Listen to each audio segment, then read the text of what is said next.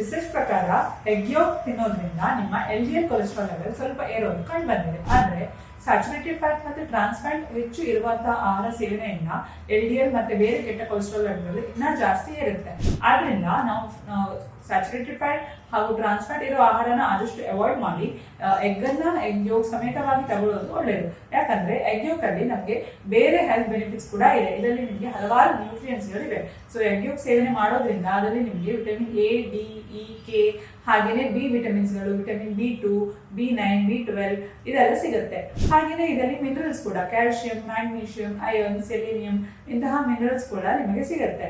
ಹಾಗೇನೆ ಇದರಲ್ಲಿ ಕೊಲಿನ್ ಇರುತ್ತೆ. ಸೊ ಕೊಲಿನ್ ಸೇವನೆಯಿಂದ ನಮ್ಮ ಬ್ರೈನ್ ಡೆವಲಪ್ಮೆಂಟ್, ನ್ಯೂರೋ ಟ್ರಾನ್ಸ್ಮಿಷನ್ ಹಾಗೇನೆ ನಮ್ಮ ಬೋನ್ ಹೆಲ್ತ್ಗೆ ಕೂಡ ಇದು ತುಂಬಾ ಒಳ್ಳೆಯದು. ಹಾಗೇನೆ ಇದರಲ್ಲಿ ಆಂಟಿ ಆಕ್ಸಿಡೆಂಟ್ಸ್ ಗಳು ಕೂಡ ಇವೆ.